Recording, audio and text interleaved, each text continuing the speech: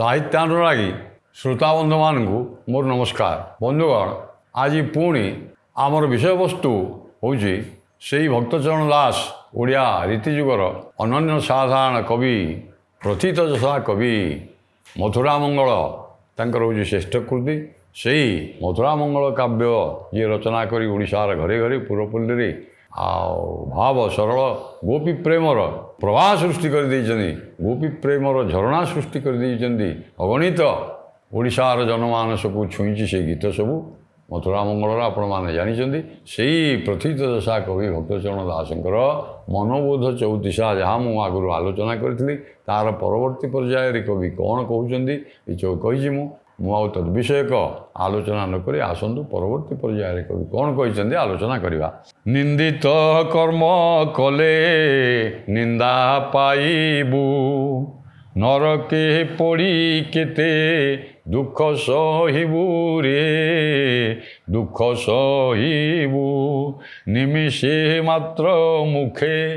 न बोलू हरि निमिषे मात्र मुखे न बोलू हरि नाश हेतुकु किंपा अछुआ निराट सत्य कथा मु कहली ये कवि सत्य कथा कहते क्या से तो हूँ भक्त कवि ना से भावर कवि से एणु वैराग्य संसार प्रति अरे जो माने संसार प्रति संसार वासना विषय वासना परिहार कर योग योगी पुरुष महापुरुष से माने तेणु ये भक्तचरण दास गौड़ीय वैष्णव धर्म मार्ग में जाइए संसार विरागी एवं अथच आपड़ देखिए मथुरा मंगल जितेबले यशोदा विलाप कहते आपण आखिर लुह झरई मार मातृ स्नेह से कवि जितेबले संसार असत्य संसार कथा कहते बड़ अकाट्य सत्य बा निष्ठुर सत्य कथा कहते आमको ये कहीं आम ये संसारी सांसारिक वासना बा भोग तृष्णा मनुष्यर एत बढ़ी बढ़ी जाऊँगी निबिड़ भाव गाढ़े मजिलु नित्य प्रेम आम गाढ़ भाव में मजि जाऊँगी से गाढ़ भाव निबिड़ भाव में आसक्त होता मन को निवृत्ति मार्ग को आने कवि कौन कहते देखु निंदित कर्म कले निंदा पाइबू भल किसी पुण्य अर्जन करे सत्कार्य करे सार कथार धर्म अर्जन करने किसी जदि निंदित कार्य करूँ तार अवश्य निंदा पाइबू समस्ते छी छी करेंगे नहीं कि एणु निंदित कर्म कले निंदा पाइबू एवं नरके पड़ी एक यह जन्म निंदा पाइबू लोक निंदा एवं तापरे परजन्म यम दंड देवे नरक जंत्रणा भोग करू आओ सेठी शेष दुख पाइबू है आउ कौन हम ना निमिषे मात्र मुखे न बोलू हरि तेणु मोर मन रे मन मो बोल माने आउ तू निमिषे मात्र मुहूर्ते निमिष कहले आखि पलक को निमिष कह जाए एणु से समय मध्य तू हरि हरि को ध्यान करूँ तेणु कहुए जिह्वाग्रे वर्ततेर जस्य जिह्वाग्रे वर्ततेर जस्य हरिरीत्यक्षरद्वयम् ये कलौ कली जुगे भागवत कहुई नामेव केवल कली जुगे उद्धार पाइबापी तुम हरिनाम संकीर्तन करवा सर्वादु कर्तव्य तेणु निमिषे मात्र मुहरे दिने हेले कि मुहूर्ते हेले कि दंडे हेले हरिनाम तू कीर्तन करूँ अथच अधर्म पथरे निंदा जो मिल हाँ से पथरे तू धाइचु दिन राति अरे जोड़ाक अर्जुन करुचु भाविचु मोर बोली जोड़ा मोर नुहे आगुरी कहते एणु निमिषे मात्र मुखे न बोलू हरि नाश हेतु को आ नाश हेतु को कहीं मन कर जोड़ाक नाशर पथ विनाश आड़क तोते नहीं जीवे से बाटर जाऊँ जोड़ा को विनाश आड़क तोते टाणी नौ तू से पथरे धाइचु अग्रसर होचु अथच जी पुण्य अर्जन करू सत्मार्ग फल अवश्य नहीं कर्मण्ये वाधिकारस्ते माँ पर तुम्हें जदि सत्कर्म कर फल अवश्य मिल भगवान गीतार कहते तेणु नाश हेतु को किंपा जोटा नाशर कारण विनाशर कारण तू ताको आबोरिकी धरीचु भल भाव एवं कवि आउ कौन कहते पाहिले निशी जेने रवि उदये पद्मलोचन सबू दे रहे रे ए दे रहे प्रभु को ଆଶ୍ରୟ କର ତରିବୁ ଯେବେ ପ୍ରଭୁଙ୍କୁ ଆଶ୍ରୟ କର ତରିବୁ ଯେବେ ପାଦ ପଦ୍ମରେ ଚିତ୍ତ ଦିଅତୁ ଏବେ ପାଇଲେ ନିଶି ଜେହ୍ନେ ରବି ଆରେ ନିଶି ସକାଳ ପାଇଯାଉଛି ରବି ଉଦୟ ଆକାଶରେ ସୂର୍ଯ୍ୟ ଉଦୟ ହେଲେ ହିଁ ଆକାଶରେ ଅନ୍ଧକାର ଦୂର ହୋଇଯାଉଛି ଏବଂ ସକାଳ ପାଇଯାଉଛି ଏବଂ ତାପରେ ସୂର୍ଯ୍ୟ ଅସ୍ତ ପର୍ଯ୍ୟନ୍ତ ଦିନ ଆକା ଆଲୋକ ହୋଇଯାଉଛି ସେମିତି ଭଗବାନ ସର୍ବତ୍ର ଆଲୋକ ତତେ ପ୍ରଦାନ କରୁଛନ୍ତି ଏବଂ ପଦ୍ମଲୋଚନ ସବୁ ଦେହେ ଏ ପଦ୍ମଲୋଚନ ଯେ ଭଗବାନ ରବି ଉଦୟରେ ପଦ୍ମ ଫୁଲ ଯେମିତି ପ୍ରସ୍ଫୁଟିତ ହୋଇଯାଉଛି ଆଉ ଭଗବାନ ସେମିତି ପଦ୍ମଲୋଚନ ସମସ୍ତଙ୍କର ହୃଦୟରେ ସେ ରହିଛନ୍ତି ହୃଦୟ ରୂପକ ପଦ୍ମକୁ ସେ ରବିର କିରଣ ଭଳି ଉଦ୍ଭାସିତ କରି ରଖିଛନ୍ତି ମୁଦ୍ରିତ ନୁହେଁ ତୁ ଜାଣିପାରୁନୁ ତୁ ଭାବୁଛୁ ବିକଶିତ ପଦ୍ମଟା ମୁଦ୍ରିତ ହେଇକରି ରହୁନି କାହିଁକିନା ଭଗବାନ ତତେ ଚାହିଁଛନ୍ତି ସେ କଥା ତୁ ଜାଣିପାରୁନୁ ଆଉ ପ୍ରଭୁଙ୍କୁ ଆଶ୍ରୟ କର ଯଦି ପ୍ରଭୁଙ୍କୁ ଆଶ୍ରୟ କରିବୁ ତାହେଲେ ତରିଯିବୁ ଏଣୁ ପ୍ରଭୁଙ୍କୁ ଆଶ୍ରୟ କର ତରିବୁ ଯେବେ ପାଦ ପଦ୍ମରେ ଚିତ୍ତ ଦିଅ ତେଣୁ ଭଗବାନଙ୍କ ପାଦ ପଦ୍ମରେ ତାଙ୍କର ପାଦ ପଦ୍ମରେ ଚିତ୍ତ ଦିଅ ଏଣୁ ଫୁଲ ଗନ୍ଧ ହରିଲା ପ୍ରାୟ ଫୁଲରୁ ଗୋଟିଏ ଫୁଲ ସମୀର କ'ଣ ସମୀର ଯେ ବାୟୁ ବା ପବନ ଗୋଟିଏ ବିଭିନ୍ନ ଫୁଲରୁ ଆଜ୍ଞା ସୁଗନ୍ଧି ନେଇକରି ଚାରିଆଡ଼େ ମହକ ଦେଉଛି ବିଭିନ୍ନ ଫୁଲରୁ ସୁଗନ୍ଧିକୁ ସିଏ ଆହରଣ କରୁଛି ପବନର କାମ ହେଲା ସେୟା ଫୁଲ ଗନ୍ଧ ହରିଲା ପ୍ରାୟ ସମୀର ଫିଟି ପଳାଇ ଯିବ ତୋର ଏ ପବନ ଫୁଲରୁ ଯେମିତି ଗନ୍ଧ ପଳେଇ ଯାଉଛି ଫୁଲଟା ଫିକା ପଡ଼ିଯାଉଛି ଆଜ୍ଞା ପବନ ତ ଫୁଲରୁ ବାସନାଟା ନେଇଯାଉଛି ସେମିତି ଫିକା ପଡ଼ିଯିବ ତୋ ଏ ସଂସାରରୁ ତ ମନ ଫିକା ପଡ଼ିଯିବ ଦିନେ ଫିଟି ପଳାଇ ଯିବ ତୋର ଫଳ ସଂସାରରେ ଲାଭ ତେଣୁ ଫଳ ହେଉଛି କ'ଣ ନା ଫୁଲରେ ଯେମିତି ବାସ୍ନାଟା ବାୟୁ ନେଇଯାଉଛି ଆଉ ତୋ ମନରେ ଯେଉଁ ସୁବାସ ଅଛି ତାକୁ ଦିନେ ଯମନ ଟାଣି ନେବ ତାହେଲେ ତୋ ଦେହ ଫିକା ପଡ଼ିଯିବ ତାହେଲେ ଆଉ କ'ଣ ହେବ ନା ଫଳ ହରିଭଜନ ସଂସାରରେ ଏକମାତ୍ର ଫଳ ଲାଭ ଆଉ କିଛି ନାହିଁ ତେଣୁ ଫାସ ଗଳାକୁ କିମ୍ବା କରିଛୁ ଗଳାକୁ ଯେଉଁଟା ଫାସ ତାକୁ କିଆଁ ଭଲ ବୋଲି ଭାବୁଛୁ ଗଳାକୁ ଯେଉଁଟା ତୋର ଫାସ ତୁଟି ଚିପି ହେଇଯିବ ନାଇଁ କି ଟିକେ ଝିଙ୍କି ହେଇଗଲେ ତୁଟି ଝିଙ୍କି ହେଇଯିବ ଆଜ୍ଞା ମରିଯିବ ତାହେଲେ ଯେଉଁଟା ଗଳାକୁ ଫାସ ସେଇଭଳିଆ ବିନାଶ ପଦାର୍ଥକୁ କାହିଁକି ଆସକ୍ତ ହେଇକିରି ଦିନ ରାତି ଧାଇଁଛୁ ହରିନାମକୁ ତୁ ସଂକୀର୍ତ୍ତନ କେବଳ ହରିନାମକୁ ଭଗବାନ ପାଦ ପଦ୍ମକୁ ଆଶ୍ରୟ କର ହରିନାମ ମୁଖରେ ହରିନାମ କୀର୍ତ୍ତନ କର ଏବଂ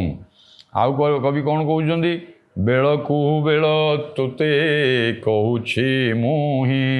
ବାନ୍ଧିଣ ନେବ ଯମ କି ଦୁଃଖ ଦେଇ ତୋତେ ମୁଁ ବେଳକୁ ବେଳ ବାରମ୍ବାର ତୋତେ ଏ କଥା କହିଦେଉଛି ଚେତେଇ ଦେଉଛି ଯେ ଠିକ୍ ସମୟ ଦିନେ ଆସିବ ମୃତ୍ୟୁ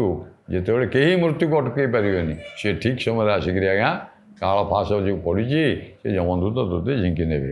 ଏବଂ ବାନ୍ଧି ନେଇକରି ଦୁଃଖ ଦେବେ ନର୍କ ଯନ୍ତ୍ରଣା କାହିଁକିନା ତୁ କିଛି ବି ପୁଣ୍ୟ କରିନୁ କିଛି ବି ଧର୍ମ ଅର୍ଜନ କରିନୁ କେବଳ ପାପ ପଙ୍କରେ ସଢ଼ିଛୁ ଏବଂ ନିନ୍ଦିତ କର୍ମ ସବୁ କରିଛୁ ତେଣୁ ଆମେ ଯେଉଁ କହୁଛେ 84 ନର୍କର ଯମ ଯନ୍ତ୍ରଣା ତୁ ଭୋଗ କରିବୁ ବେଳା ବୁଡ଼ିବ ହେଳା କଲେ କହୁଛି ଭଙ୍ଗା ନାବରେ ନେବା କେବା ସିନ୍ଧୁ ତରିଛି ଭଙ୍ଗା ନାବରେ କେବା ସିନ୍ଧୁ ତରିଛି ଭେଳା ବୁଡ଼ିଯିବ ଆଉ ଭଲ କାର୍ଯ୍ୟ କରିଥିଲେ ଆଜ୍ଞା ଭେଳାଟି ଭାସିବ ନାହିଁ ଆଉ ଭଲ କାର୍ଯ୍ୟ ଯଦି କରିନୁ ଆଜ୍ଞା ଠିକ୍ ମଝି ନଈରେ ଆପଣ ଜାଣିବେ ଲୋକ କୁହନ୍ତି ମଝି ଦରିଆରେ ବା ମଝି ସାଗରରେ ଆଜ୍ଞା ଡଙ୍ଗାଟି ବୁଡ଼ିଗଲା ତେଣୁ ଭେଳା ବୁଡ଼ିବ ହେଳା କଲେ ମୁଁ ଯାହା କହୁଛି ରେ ମନ ଏଗୁଡ଼ିକୁ ମନ ଧ୍ୟାନ ଦେଇକରି ଶୁଣୁ ଟିକେ ଆଉ ଭାବେ ଏଥିରେ ହେଳା ମାତ୍ର କରେ ନା ଏବେ ବି ସମୟ ଅଛି ମୁଁ ତୋତେ ଚେତେଇ ଦେଉଛି ଆଉ ଭଙ୍ଗା ନାବରେ କେବା ସିନ୍ଧୁ ତରିଛି ଭଙ୍ଗା ନାଁରେ କିଏ ସିନ୍ଧୁ ଆରେ ଭଲ ନୌକାଟିଏ ହେଲେ ସିନା ସଂସାର ସାଗରକୁ ପାର ହେଇଯିବୁ ବା ସମୁଦ୍ରକୁ ଯେମିତି ଭଲ ନୌକାଟା ଥିଲେ ଆଜ୍ଞା ପାର ହେବେ ଯଦି କଣା ଥିବ ଛିଦ୍ର ଥିବ ତାହେଲେ ପାଣି ପଶିକିରି ମରିଯିବ ଲୋକ ସେୟା ହେଉଛି ଏଣୁ ଭଙ୍ଗା ନାବରେ କେବା ସିନ୍ଧୁ ତରିଛି ଆଉ ଭାବକୁ ନିକଟ ଏଇଭଳି ଯେଉଁ ଭଗବାନ ଅଛନ୍ତି ସେ ଭାବକୁ ନିକଟ ଅଭାବକୁ ଦୂର ଭାବରେ ଡାକିଲେ ସେ ନିକଟରେ ଦୂର ଅଛନ୍ତି ସାହାଯ୍ୟ ହେବେ ଏଇ କଥାଟା ହେଳା ନ କରି ମୁଁ ତୋତେ ବାରମ୍ବାର ଚେତେଇ ଦେଉଛି ଏବେ ବି ସମୟ ଅଛି ଭକତ ଦାସ କହେ ଜୀବନ ଛାର ଏ ଜୀବନଟାକୁ ତୁ ଭୋଗ୍ୟ ପଦାର୍ଥରେ ଆସକ୍ତ ହେଇକିରି ଏ ଜୀବନଟାକୁ ଭାବୁଛୁ ମୁଁ ସବୁଦିନ ରହିବି ଆରେ କେହି ତ ରହିନି ତୁ ଆଖି ଆଗରେ ଦେଖୁଛୁ ମୁଁ ଆରଥର କହୁଥିଲି ଆଜ୍ଞା ଯୁଧିଷ୍ଠିରଙ୍କୁ ଯକ୍ଷ ପଚାରିଲା କିମାଶ୍ଚର୍ଯ୍ୟମ୍ ନାରୀ ଆଖି ଆଗରେ ଲୋକ ମରିଯାଉଛନ୍ତି ଶହ ଶହ ସଂଖ୍ୟାରେ ଦେଖୁଛନ୍ତି କୋକୋଇରେ କାନ୍ଧରେ ଧରିକି ଯାଉଛନ୍ତି ଆମେ ଦେଖୁଛେ ଓ କିଏ ମରିଗଲା ନା ଆଜ୍ଞା ଇଏ ପରା ମରିଗଲା ତଥାପି ମନୁଷ୍ୟ ବଞ୍ଚିବା ପାଇଁ ଲଢ଼େଇ ସଂଗ୍ରାମ ଚଲେଇଛି ଆରେ ସିଏ ଯଦି ମରିଗଲା ତୁ ତ ମଧ୍ୟ ମରିବୁ ତେଣୁ କ'ଣ ପାଇଁ ଏତେ ଧାଇଁଛୁ ଏ କଥାଟା କେହି ଭାବୁନି এই କଥା ମହାଭାରତରେ ଶାନ୍ତି ପର୍ବରେ କୁହାଯାଇଛି ଆଜ୍ଞା ଆଚ୍ଛା ଭାବକୁ ନିକଟ ସେ ଅଭାବୀ ଦୂର ଭଗତ ଦାସ କହେ ଜୀବନ ଛାର ମିଛ ମାୟା ସଂସାର ନୁହେଁ କାହାରି ଇଏ ସଂସାର ହେଉଛି ମିଛ ମାୟା ଭଗବାନଙ୍କର ଗୋଟେ ପରାଶକ୍ତି ଅଛି ଗୋଟେ ଅପରାଶକ୍ତି ଅଛି ମିଛ ମାୟା ସଂସାର ନୁହେଁ କାହାରି ମଲା ବୋଲିଣ ଦିନେ ପଡ଼ିବ ହରି ଏ ସଂସାରଟା ହେଉଛି ମିଥ୍ୟା ଆମେ ଯେଉଁ ଜଗତକୁ ଭାବୁଛେ ଏଇ ଜଗତଟା ହେଉଛି ଭଗବାନ ଯଦିଓ ସୃଷ୍ଟି କରିଛନ୍ତି ଏଇଟା କେବଳ ମିଥ୍ୟାର ସଂସାର ଯାହା କିଛି ଆପଣ ଦେଖୁଛନ୍ତି ଏଗୁଡ଼ା କାହିଁକି ନା ଦିନେ ସମ୍ୟକ୍ ସରତି ଇତି ସଂସାର ସମ୍ୟକ୍ ସରତି ଏ ଚାଲି ଚାଲି ଚାଲିଛି ମହାକାଳ ସ୍ରୋତ ଯେମିତି ଚାଲିଛି ସଂସାର ସେମିତି ଚାଲିଛି ସବୁ ଦିନେ ଆସିବ ମହାକାଳ ସ୍ରୋତରେ ପ୍ରଳୟ ଜଳରେ ସବୁ ନିମଗ୍ନ ହେଇଯିବ ଏସବୁ ତେଣୁ ଏ ସଂସାର ନୁହେଁ କାହାରି ଅଥଚ ସଂସାରରେ କାହାର ଯଦି ସଂସାରଟା ନୁହେଁ ତୋର କେମିତି ହେବ ଏଇ ଯେଉଁ ମୋହ ନିବିଡ଼ ଭାବରେ ଆସକ୍ତି ମନ ଆସକ୍ତ ମନ ଆକୁ ପରିହାର କର ମଲା ବୋଲିଣ ଦିନେ ପଡ଼ିବ ଆଉ ତୁ ଯିଏ ବେଶୀ ଆଜ୍ଞା ଧାଇଁଛେ ହଉ ମରିଯିବ କ'ଣ ହେଲା ନା ଆଜ୍ଞା ସେ ଲୋକଟି ମରିଗଲା ଚାଲିଗଲା ମହି ଭିତରେ କେହି ରହିବେ ନାହିଁ ମଲା ବୋଲି କାନ୍ଦୁଛୁ ମରିବୁ ତୁ କେହି ତ ଏ ସଂସାରରେ ରହିବେନି ମହି ଭିତରେ କେହି ରହିବେନି ଯେଡ଼େ ଲୋକ ଯେତେ ଯାହା ଧନ ସମ୍ପତ୍ତି ଅର୍ଜିଥାଉ ନା କାହିଁକି ଯେତେ ଘର ଦ୍ୱାର କରିଥାଉ ନା କାହିଁକି ଆଉ ମୃତ୍ୟୁ ଆସିବା ଦିନ କିଏ ଅଟକେଇ ପାରିଛି କି ଆଜ୍ଞା ମୃତ୍ୟୁକୁ କିଏ ଜୟ କରିପାରିଛି କି ନାହିଁ ଜୀବ ଜାତସ୍ୟ ହିଁ ଧ୍ରୁବ ମୃତ୍ୟୁ ଧ୍ରୁବ ଜନ୍ମ ମୃତସ୍ୟ କୁହାଯାଇଛି ଏଣୁ ମହି ଭିତରେ କେହି ରହିବେ ନାହିଁ ମଲା ବୋଲି କାନ୍ଦୁ ଆରେ ତୁ ମଲା ବୋଲି କାନ୍ଦୁଛୁ କିଏ ଗୋଟେ ମରିଗଲା ଆଜି ମୋର ସ୍ତ୍ରୀ ଚାଲିଗଲା କାଲି ପୁଅ ଚାଲିଗଲା କାଲି ନାତି ଚାଲିଗଲା କାଲି ଭାଇ ଚାଲିଗଲା କାଲି ବନ୍ଧୁ ଜ୍ଞାତି କାନ୍ଦୁଛେ ଆମେ ଆରେ ତୁ କାନ୍ଦିବାର କିଛି ନାହିଁ ତତେ ମୁଁ ବାରମ୍ବାର କହୁଛି ଏବଂ ମଲା ବୋଲି କାନ୍ଦୁ ତୁ ତ ଦିନେ ଯେ ମରିବୁ ଆଉ ତୁ କ'ଣ କାନ୍ଦୁଛୁ ନା ଏ କଥାଟା ଭଗବାନ ଏ ମନକୁ ଚେତେଇ ଦେଉଛନ୍ତି ଭକ୍ତଚରଣ ଦାସ ଏବଂ ଜନ୍ମ ହେଲେ ପ୍ରାଣୀ ଅବଶ୍ୟ ମରି ମୁଁ କହିଛି ଜାତସ୍ୟ ହିଁ ଧ୍ରୁବ ମୃତ୍ୟୁ ଧ୍ରୁବ ଜନ୍ମ ମୃତସ୍ୟ ଜନ୍ମ ହେଲେ ମରିବ ଯିଏ ଜନ୍ମ ହେଉଛି ଆଜ୍ଞା ପଶୁ ପକ୍ଷୀ କୀଟ ପତଙ୍ଗ ସମସ୍ତଙ୍କର ମୃତ୍ୟୁ ଅଛି ଜନ୍ମ ମାତ୍ରେ ମୃତ୍ୟୁ ଅଛି ଏବଂ ମୃତ୍ୟୁ ମାତ୍ରେ ମଧ୍ୟ ଜନ୍ମ ଅଛି କେବଳ ଯଦି କିଛି ଲୋକ କରୁଛନ୍ତି ସତ୍କାର୍ଯ୍ୟ ପୁଣ୍ୟ କାର୍ଯ୍ୟ ସେ ଅନୁସାରେ ଫଳ ଭୋଗ କରୁଛନ୍ତି ଏବଂ କେହି କେହି ମଧ୍ୟ ଭଗବାନଙ୍କ ଦେହରେ କ୍ୱଚିତ୍ ଲୀନ ହେଇଯାଉଛନ୍ତି ଆଉ ପୁନର୍ଜନ୍ମ ନାହିଁ ବୋଲି କୁହାଯାଉଛି ଜନ୍ମ ହେଲେ ପ୍ରାଣୀ ଅବଶ୍ୟ ମରି ଯଶ ରଖିବୁ ଯେବେ ଏ ଭଜ ଶ୍ରୀହରି ଯଦି ଏକମାତ୍ର ଯଶ ତୁ କୀର୍ତ୍ତି ରଖିବାକୁ ଚାହୁଁଛୁ ଭଗବାନଙ୍କ ନାମ ତୁ ନେଇଥାଏ ଲୋକ କହିବେ ହଉ ଯାହା ହଉ ସେ ଲୋକଟି ସବୁବେଳେ ହରିନାମ କୀର୍ତ୍ତନ କରି କରିକି ଆଜ୍ଞା ତାଙ୍କ ପ୍ରାଣ ଚାଲିଗଲା ଏଇଭଳି ଲୋକ ମଧ୍ୟ ସଂସାରରେ ଅଛନ୍ତି ବିରଳ ତୁ ମଧ୍ୟ ସେଇ କଥାକୁ ଭାବେ ଏବଂ ଯମ ଯେ ନେବ ବାନ୍ଧି ହେବୁ ମେଲାଣି ଜଗନ୍ନାଥ ମହିମା ଆଣି ଆରେ ଯମ ତ ନେଇଯିବ ନା ଯମ ତତେ ନେଇଯିବ ତେଣୁ ଜଗନ୍ନାଥଙ୍କର ମହିମା ହେଉଛି ଆଣି ବୋଇଲେ ଗର୍ବ ବା ଟେକ ତୋର ଟେକ କିଏ ରଖିଦେଇ ପାରିବ ନା କେବଳ ପ୍ରଭୁ ଜଗନ୍ନାଥ ହିଁ ରଖିବେ ତେଣୁ ତାଙ୍କୁ ତୁ ଚିନ୍ତା କରେ ଆଉ କ'ଣ କବି କହୁଛନ୍ତି ରଙ୍ଗ ପସରା ସିନା ଭବ ସାଗର ये भव समुद्र रंग पसरा बोली कहीं कहते ना विभिन्न प्रकार द्रव्य आम दुकान में सजेक रही आम गोटे बड़ बजार उपर बजार देकर जाऊे विभिन्न दुकान अच्छी ये दुकान जमी सजाई तार दुकान सी एत सुंदर भाव में सब जुआड़े चाहब ये आरेंजमेंट तार शोरूम को शो केस देखूँ तार लाइट आरेंजमेंट देखूँ जहाँ जहाँ सब जहाँ देखु रंग पसरा ये भव सागरटा से भाई आखिक तोते झलमल कर दूसरी हाँ आ रंग भितर अच्छी कि नार खार किंतु ता भितर कि नार खार कहीं एगुड़ा असत्य एगुड़ा किंतु प्रलुब्ध होकर तू से गुड़ाक तारी पछरे धाइंचु ताकू गुड़े किणुचु इत्यादि इत्यादि आ प्रलुब्ध होकर रूप प्रतिमा को तू परते न जा रही ना कहीं रजा आरे रूप प्रतिमा को परते न जा रूपरे सजे से गुड़ाक सब ताकू से प्रतिमाटा रूपरे ही सजे अति दिव्य देखा जाऊँगी तो आखिकी किंतु जोड़ा अदिव्य पदार्थ तोते से गुड़ाक दिव्य देखा जाऊँगी परते मोटे विश्वास जाना आ कहीं कहीं रजा प्रजा संसार में कहीं ना समस्ते जाइछन्ति ये हूँ एकमात्र सत्य आउ एगुड़ाक जहाँ सब देखुचु रंग भवरे सब रंग पसरा भाया अस्थिर तोते आखि चमकेबे आखि झलसेला भाया पदार्थ आउ देखना लोचने देखी करने शुणुछु नीति लोभ करी अर्जिलु धन संपत्ति ଲୋଚନ ଦେଖି ଆଖିରେ ଦେଖୁଛୁ କର୍ଣ୍ଣରେ ଶୁଣୁଛୁ ତଥାପି ଲୋଭ କରିକି ଧନ ଅର୍ଜନ କରୁଛୁ। ଆଉ କ'ଣ କରୁଛୁ ନା ଲୋଭଟି ସବୁ ନାଶ କର ଏଇ ମନ। ଏ ଲୋଭ ସବୁ ଗ୍ରାସ କରୁଛି। ନାଇଁ ଧ୍ୟାୟତେ ବିଷୟାନ ପୁଂସ ସଙ୍ଗସ୍ତେଷୁ ପଜାୟତେ ସଙ୍ଗାତ ସଞ୍ଜାୟତେ କାମ କାମାତ କ୍ରୋଧ ଲୋଭ ତାପରେ ମୃତ୍ୟୁ। ଏ କଥା ମୋହ ଭବତି ସମ୍ମୋହ ଏବଂ ତାପରେ ମୃତ୍ୟୁ। ଭଗବତ ଗୀତାରେ ଭଗବାନ କହିଛନ୍ତି ତେଣୁ ଲୋଭ କରି ଅର୍ଜିଲୁ ସେତେ ସମ୍ପତ୍ତି ଲୋଭଟି ସବୁ ନାଶ କରଇ ଶେଷରେ ମୃତ୍ୟୁ ଅନିବାର୍ଯ୍ୟ। ଲୋଡ଼ିଲେ ନ ପାଇବ ଆଉ ଜୀବନ। ଏଇ ଯେଉଁ ଜୀବନ ଲାଭ କରିଛୁ ଏ ସଂସାରରେ ଜୀବ ମନୁଷ୍ୟ ଜନ୍ମ ହେଉଛି ସବୁଠୁ ଶ୍ରେଷ୍ଠ ଜୀବ ଶ୍ରେଷ୍ଠ ଜନ୍ମ। ଏଡ଼େ ବଡ଼ ଜୀବନ ଲାଭ ଭାଗ୍ୟବାନ ତୁ ଅଥଚ ଭାଗ୍ୟହୀନ ହେଇଯାଉଛୁ। ଲୋଡ଼ିଲେ ଏଇ ଜୀବନ ଆଉ ତୁ ପୁନର୍ବାର ପାଇବୁନି। କାହିଁକିନା ପର ଜନ୍ମରେ ତୁ କ'ଣ ଜନ୍ମ ହେଇକରି କେଉଁ ଯୋନିରେ ଜନ୍ମ ହେବୁ ଭଗବାନ ଜାଣନ୍ତି। କବି ଆଉ କ'ଣ କହୁଛନ୍ତି ବ୍ୟର୍ଥେ ବହି ଅଛୁ ଦୁର୍ଲଭ ଦେହ ବିଷୟା ବିଷୟ ଆଉ ନବଳା ସ୍ନେହ। ସତ୍ପଥରେ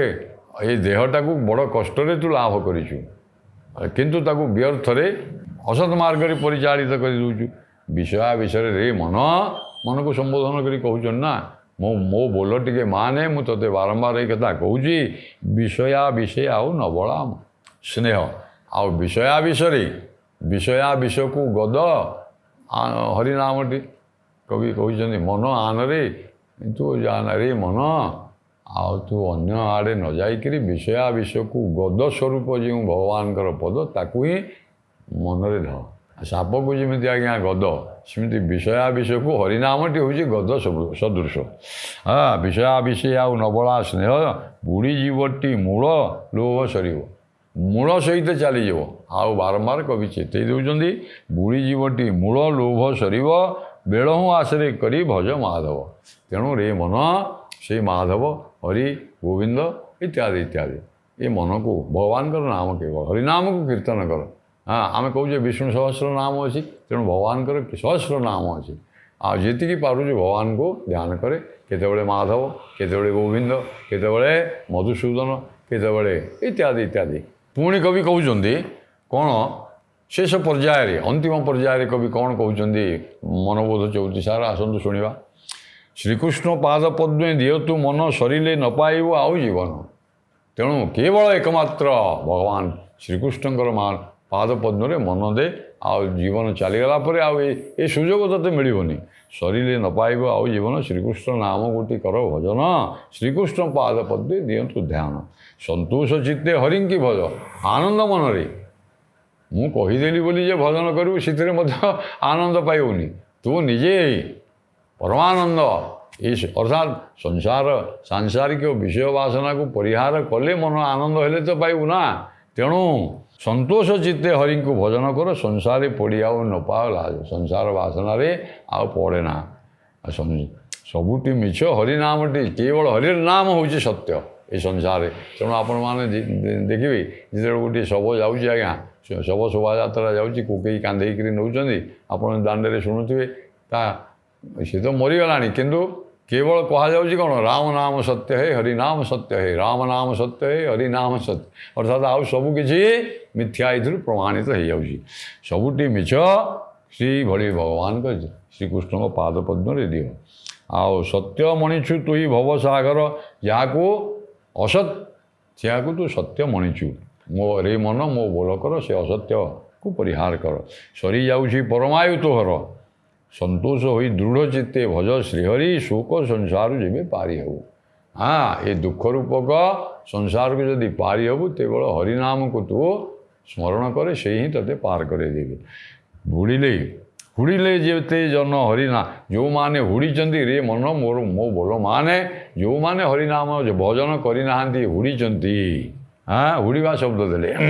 ହରିନାମକୁ ହୀନ ଗତିକି ସେମାନେ ନୀଚ ଗତି ପ୍ରାପ୍ତ ହେଇଛନ୍ତି ନର୍କଗାମୀ ହେଇଛନ୍ତି। ହଜିଲେ ଦେହ ଆଉ ପାଇବୁ ନାହିଁ ହାଟ ବସାଇଥିବେ ତୁ ଆଉ ତୁ ହଜିଲେ ଏ ଦେହଟି ଏତେ ଦୁର୍ଲଭ ଶରୀର ଜନ୍ମ ମନୁଷ୍ୟ ଜନ୍ମ ଲାଭ କରିଛୁ। ହରିନାମ କୀର୍ତ୍ତନ କରେ ପୁଣ୍ୟ ଅର୍ଜନ କରେ ଭଗବାନଙ୍କୁ ଡାକେ ଅସତ୍ୟ ପଥରେ ଯାଆନା। ଆଉ କବି ଶେଷରେ କହୁଛନ୍ତି କ୍ଷୟ ଦୁର୍ଲଭ ଏ ଆୟୁଷ କ୍ଷୟ ନ ଯିବ ନାମ ହୃଦୟରେ ଘୋଷ। ଯେଉଁ ଅକ୍ଷୟ ନାମ ଆଉ ଏ ସମସ୍ତ ପଦାର୍ଥ ଦେହ ସହିତ ଏ ସମସ୍ତ ତୋର ଅର୍ଜିଥିଲା ଧନ ସବୁ କ୍ଷୟ ହେଇଯିବ। ଆଉ ଯେଉଁଟା ଅକ୍ଷୟ ସମ୍ପଦ ହରିନାମ ତାକୁ ତୁ ଭଲ କରି ହୃଦୟରେ ଧରେ ଛାର ଦେହକୁ ମନ ନଜା ବିଶ୍ୱାସ ଛାର ଦୁର୍ବୁଦ୍ଧି କହେ ଭକତ ଦାସ।